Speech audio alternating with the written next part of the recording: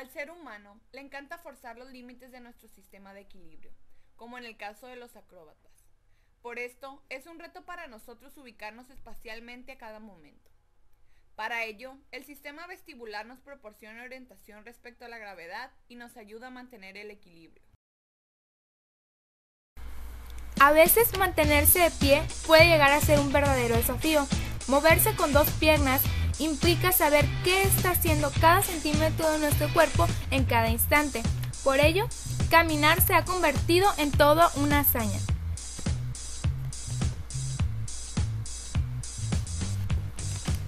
Para mantener el equilibrio, además de utilizar nuestro aparato vestibular, requerimos de los músculos, del tronco y de las extremidades. ¿Para qué? Pues para corregir errores y evitar caernos.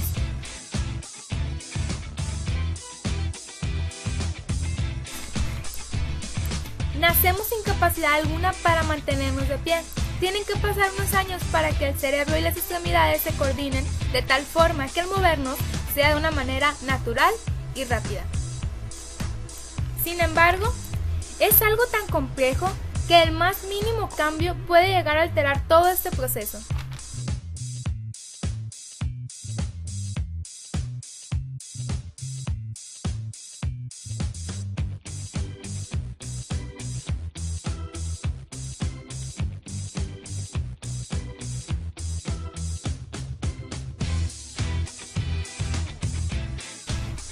Como sucede en la pubertad, donde un desarrollo muy rápido desequilibra al sistema del equilibrio.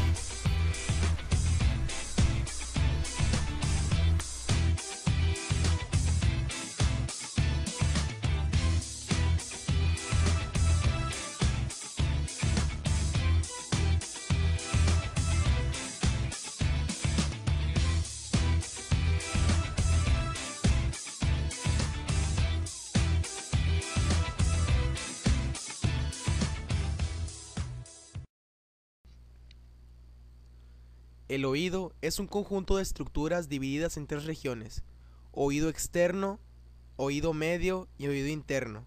Este último está conformado por la cóclea y el aparato vestibular, el cual consta de los conductos semicirculares y dos grandes cavidades, el utrículo y el sáculo. Dichas estructuras están suspendidas en el laberinto membranoso, constituido por endolinfa, la cual, a diferencia de otros líquidos extracelulares, es altamente rica en potasio y pobre en calcio y sodio. A su vez, dicho laberinto es suspendido en un laberinto óseo lleno de perilinfa, el cual es muy similar al líquido cefalorraquídeo. Al realizar un movimiento, los conductos semicirculares, el utrículo y el sáculo enviarán señales a través del nervio vestíbulo coclear para que sean interpretadas por los cuerpos encefálicos. Entonces, las coordenadas básicas del equilibrio las brindan los órganos ubicados en el oído interno, los conductos semicirculares, el utrículo y el sáculo. Estos controlan cada movimiento de nuestra cabeza en relación con la gravedad. Por ejemplo, al momento de ir en un carro, en cuanto aceleramos, frenamos en seco o giramos sobre un eje.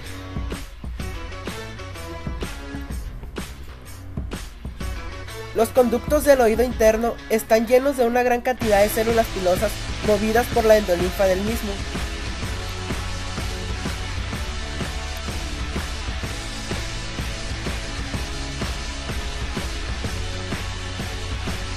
Los conductos semicirculares apuntan en tres direcciones diferentes y por ello percibimos el movimiento en tres dimensiones. El equilibrio será estático o dinámico según los movimientos que se realicen. Con esto se determinará las estructuras que participan, de tal manera que si el equilibrio es estático, participarán los órganos otolíticos, el utrículo para movimientos horizontales y el sáculo para movimientos verticales. Dichos órganos poseen una placa de epitelio especializado llamado mácula, que consta de células pilosas y células de sostén. Las células pilosas se proyectan hacia el laberinto membranoso. Sus pelos están embebidos en la membrana otolítica gelatinosa, la cual contiene cristales de carbonato de calcio denominados otolitos, quienes aumentarán la masa de la membrana, dando como resultado una inercia más alta. Los movimientos de la mácula serán inversos a los movimientos del cuerpo, e incluso entre sus estructuras habrá diferencias de los mismos. Con esto afirmamos que en la aceleración hacia adelante, la membrana otolítica se moverá más lento que las células pilosas, ocasionando que los pelos del utrículo se hagan hacia atrás. De la misma manera, cuando la aceleración sea hacia abajo, la inercia hará que la membrana otolítica empuje los pelos del sáculo hacia arriba como respuesta al movimiento. ¿Por qué sucede esto? La respuesta es clara, ya que el sistema vestibular produce un patrón que cambia los potenciales de acción en fibras nerviosas sensoriales que permiten mantener el equilibrio ante un movimiento inesperado.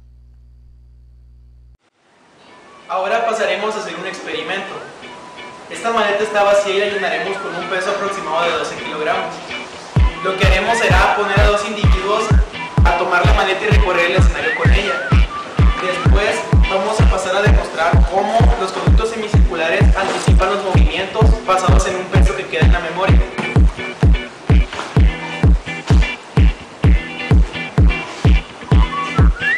Comencemos.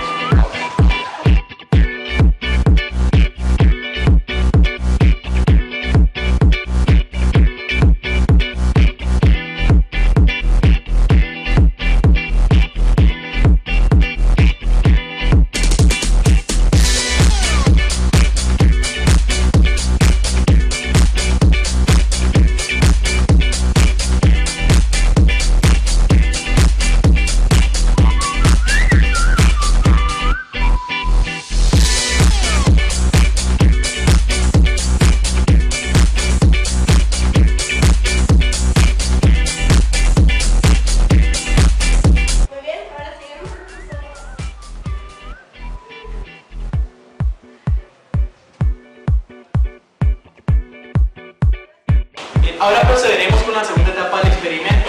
Retiraremos el peso de la maleta y le pediremos a los individuos que pasen de nuevo a levantarla y hacer el recorrido. Veamos cómo reacciona su sistema del equilibrio.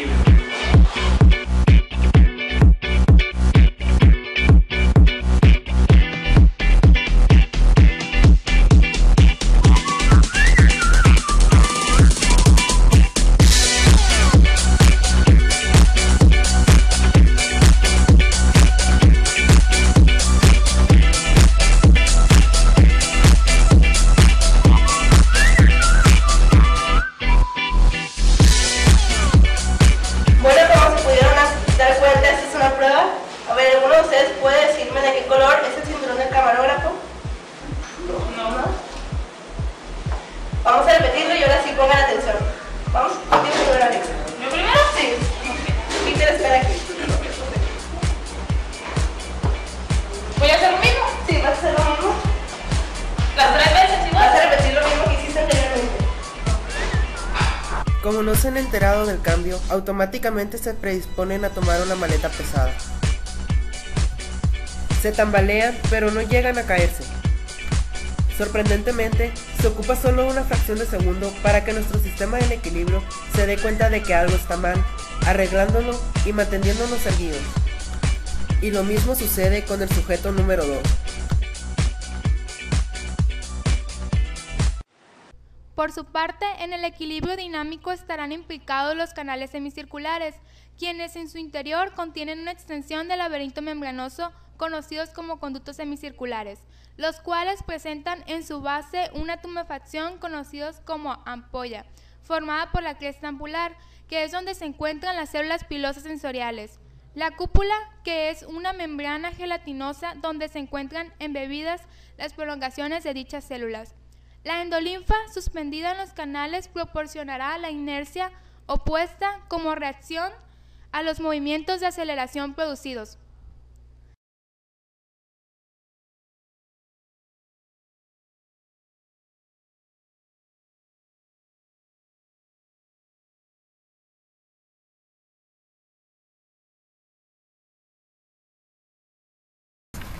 El oído interno es demasiado sensible al movimiento y es también un órgano muy delicado. Estos estudiantes se ofrecieron a hacer una prueba de pérdida del equilibrio. Sabemos que podemos realizar diversos movimientos como saltar, correr y realizar algunos giros, y mantenemos aún así el equilibrio, pero algunas pequeñas variaciones en el movimiento es otra historia. ¿Qué pasa si giramos sobre nosotros mismos? El líquido de nuestros órganos del equilibrio, endolinfa, se mueve en el mismo sentido. El problema surge cuando nos detenemos. Cuando dejamos de dar vueltas, el fluido del oído aún sigue moviéndose, por lo que el cerebro interpreta que aún estamos girando, tambaleándonos y perdiendo coordinación por unos segundos. Con esto tenemos que cuando la cabeza, por ejemplo, rote hacia la izquierda, la endolinfa provocará que la cúpula se flexione hacia el lado derecho estimulando las células pilosas. Así, cuando se estimulen las células del canal anterior, se habría realizado un movimiento en la parte posterior. Cuando la aceleración sea lateral, serán estimuladas las células pilosas del canal semicircular posterior. Y por último, las células del canal lateral serán estimuladas gracias a movimientos realizados a lo largo del cuerpo.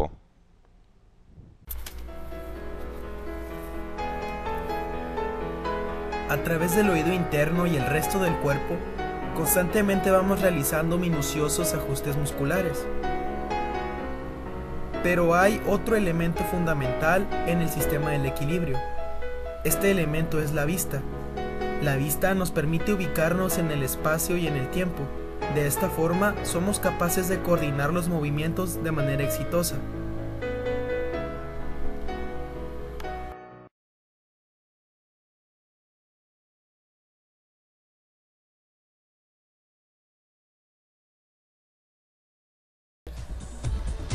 Dependemos de nuestra visión para mantenernos en equilibrio.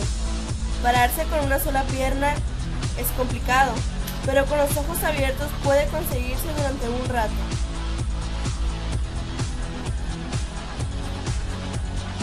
Pero, ¿qué pasa si cerramos los párpados?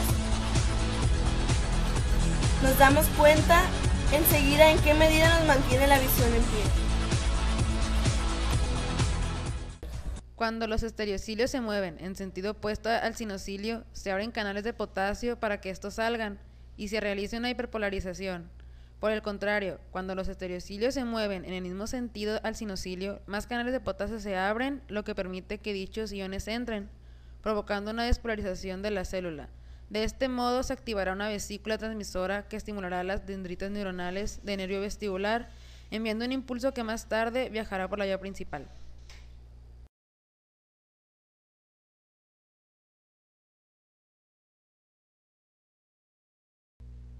La vía principal para los reflejos del equilibrio comienza en los nervios vestibulares, donde reciben su excitación por parte del aparato vestibular.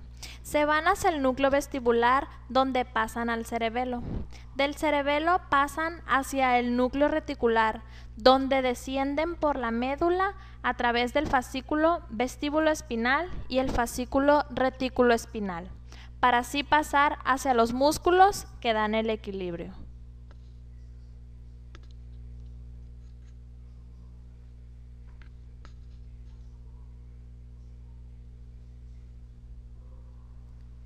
El óvulo flóculo nodular del cerebelo recibe señales desde los conductos semicirculares y se ocupa especialmente a las señales referidas al equilibrio dinámico.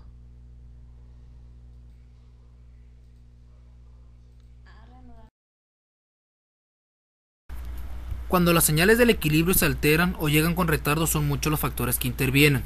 El alcohol es uno de ellos. El exceso de alcohol en el organismo empieza a alterar el sistema nervioso, principalmente en el cerebelo, el cual actúa controlando los movimientos del cuerpo, especialmente las piernas. El alcohol actúa disminuyendo las señales que van hacia el cerebelo. Su consumo excesivo puede afectar a los órganos del oído interno, provocando una sensación bastante desagradable, llamada falsa horizontalidad. Cuando te acuestas y cierras los ojos, sientes que todo gira a tu alrededor.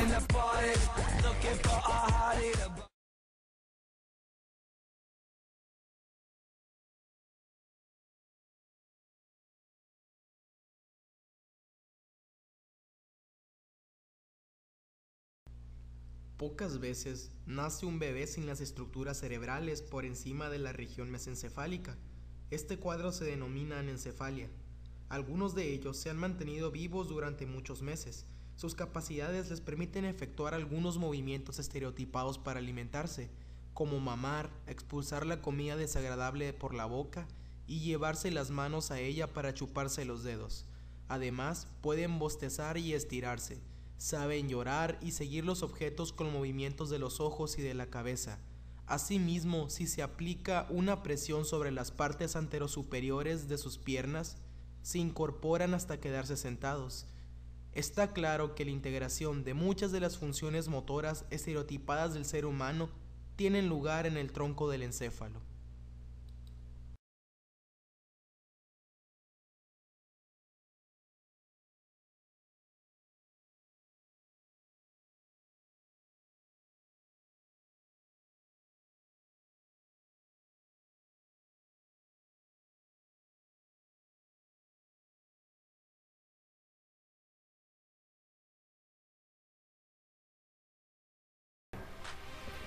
En conclusión, el sistema del equilibrio es una extraordinaria combinación de 3 sistemas sensoriales diferentes: el aparato vestibular, la visión y nuestras extremidades.